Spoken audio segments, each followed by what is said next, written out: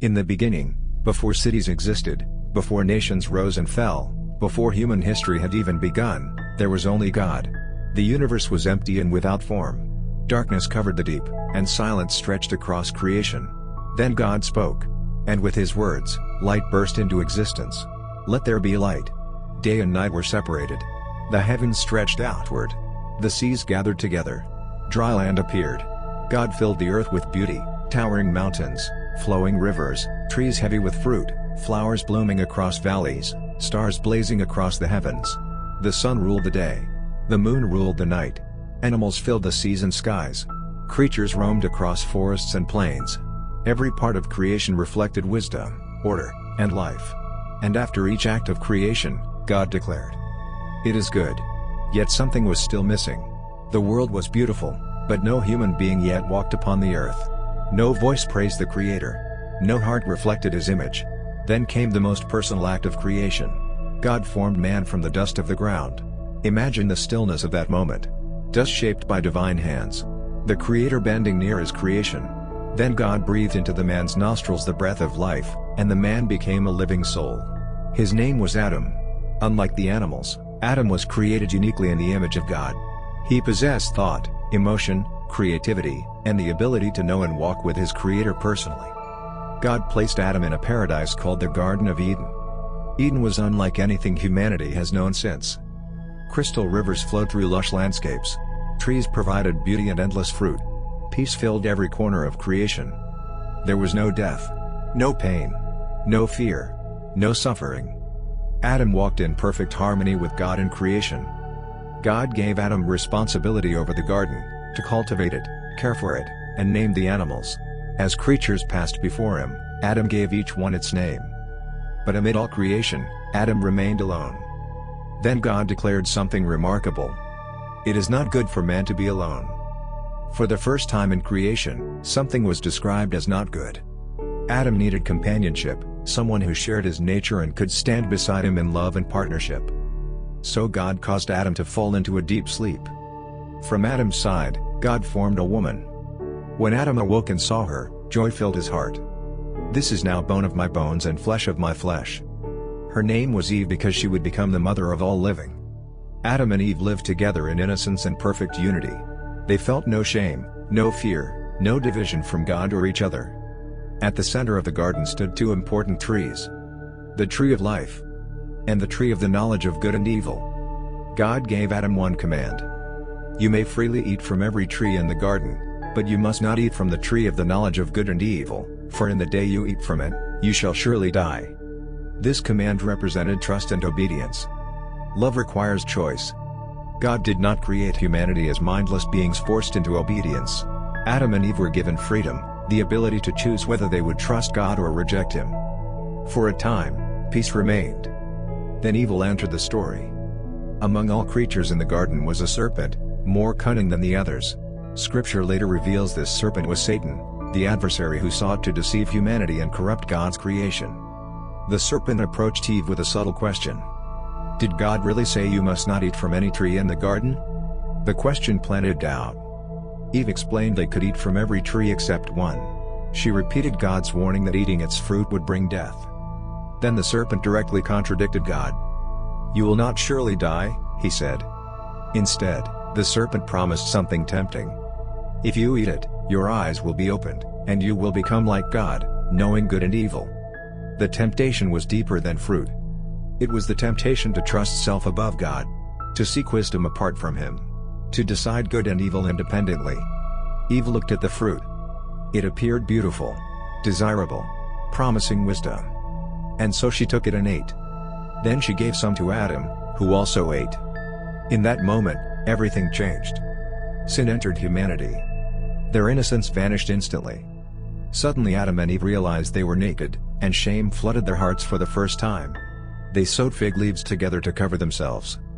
Before sin, they had lived in openness and purity. Now fear and hiding appeared. Then came one of the saddest moments in Scripture. As evening approached, Adam and Eve heard God walking in the garden. Previously this would have brought joy. Now it brought terror. They hid among the trees. But God called out, "Adam, where are you?" This question was not asked because God lacked knowledge. It was an invitation, a call for Adam to step out of hiding and face the truth. Adam answered fearfully, "I heard you in the garden, and I was afraid because I was naked, so I hid." Fear had now entered humanity's relationship with God. When confronted, Adam blamed Eve. Eve blamed the serpent. Sin immediately produced division, blame, and brokenness. Then God spoke consequences over each part of creation affected by sin.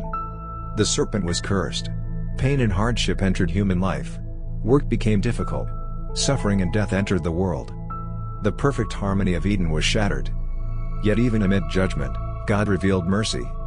Speaking to the serpent, God declared that one day the offspring of the woman would crush the serpent's head. This became the first promise of future redemption, a prophecy pointing ultimately toward Jesus Christ defeating evil. Then God did something deeply compassionate. Adam and Eve had tried covering themselves with fragile fig leaves, but God made garments of skin for them. This act symbolized that human attempts to cover sin are insufficient. God Himself would provide covering. Because sin had entered humanity, Adam and Eve could no longer remain in Eden. If they ate from the tree of life while separated from God, they would exist forever in a fallen condition. So God sent them out of the garden. Cherubim and a flaming sword guarded the entrance to Eden. Imagine the heartbreak. The paradise they once knew was lost. The closeness they experienced with God had been fractured. Pain, toil, and death now lay ahead. Yet the story did not end there. Adam and Eve began life outside Eden together. They experienced hardship unknown before. Labor, sorrow, struggle, and eventually the pain of family tragedy when their son Cain killed his brother Abel. Human history unfolded beneath the shadow of sin. Yet through every generation, the promise remained alive, that one day redemption would come.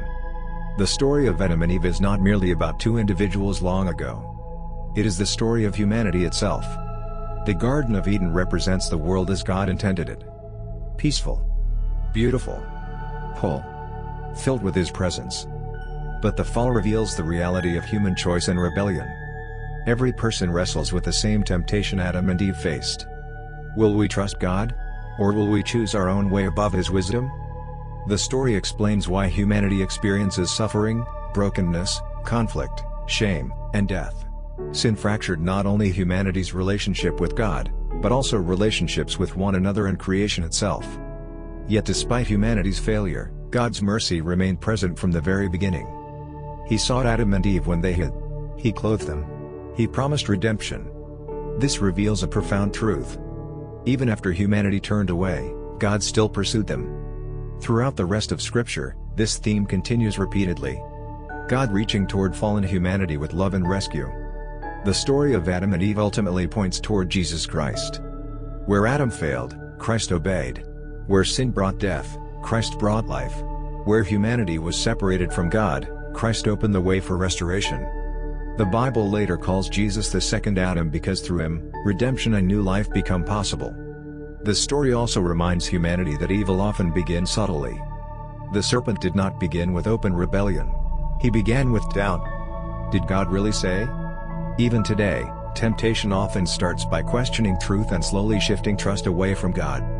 Yet the story also contains hope. Though Eden was lost, God's plan for restoration was never abandoned.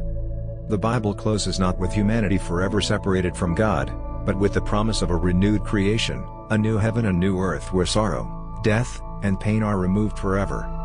In many ways, Scripture begins in a garden and ends in restored paradise. And through every chapter in between, God continues calling humanity back toward Himself. The story of Adam and Eve endures because it speaks to the deepest truths of human existence. Our longing for purpose, our struggle with temptation, our experience of shame, and our desperate need for grace. It reminds humanity that while sin entered through human choice, God's love remained greater still. Even after the fall, God still called, God still pursued, God still promised hope. And from the very beginning of humanity's story, redemption was already being written.